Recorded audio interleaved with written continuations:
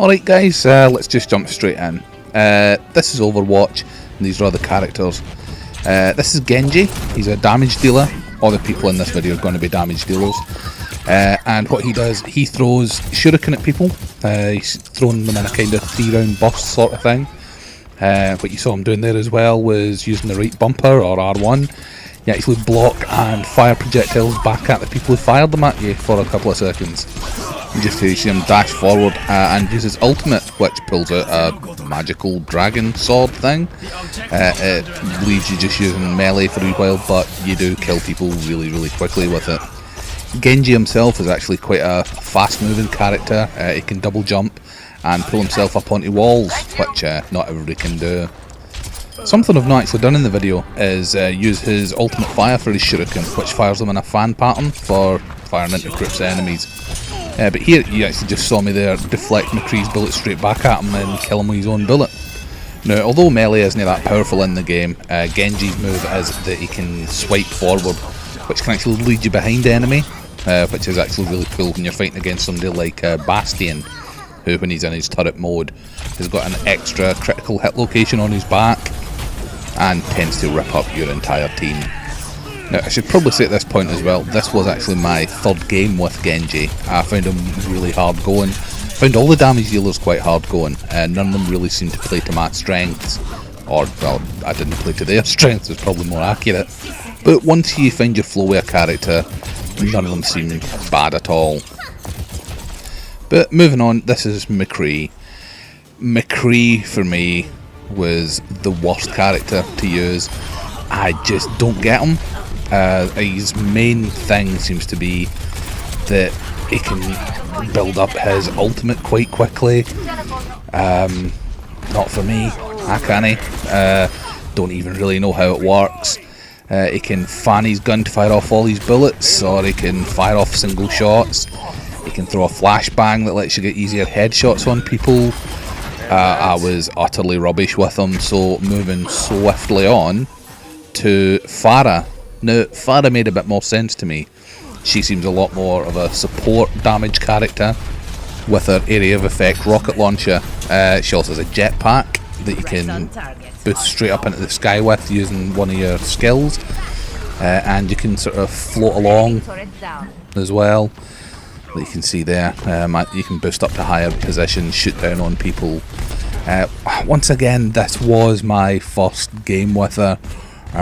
She didn't take as much getting used to, and she is, as I said, fairly simple, a bit of a blunt tool, but yeah, it's one of the damage dealers that I actually like. Her ultimate is a missile barrage. I'm pretty sure I pulled off. But got sniped in the process. It's one of the cool things, ultimates are really powerful, but you can always kill somebody whilst they're doing them. So yeah, I like Pharah, pretty good character. This is Reaper. His character model that I'm using is of course the Origins Edition 1. His actual character model looks a bit like Death from Deathstalker? Darksiders! There you go, Darksiders. This guy runs about with a pair of shotguns and shoots people that are close to him. I don't mean like his family, up close.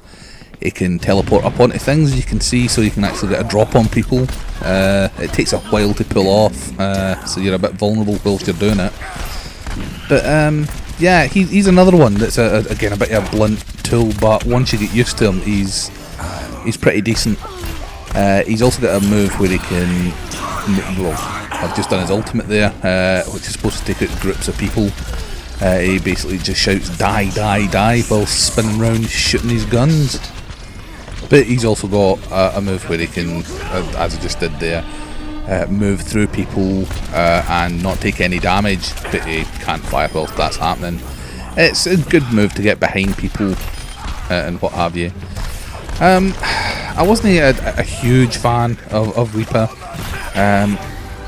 but I can see why he's fun. He was better than fucking McCree at any rate.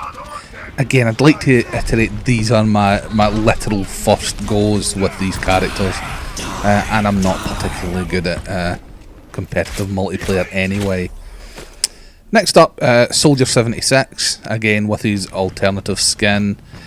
This is the probably most normal character from the perspective of an online shooter, that is.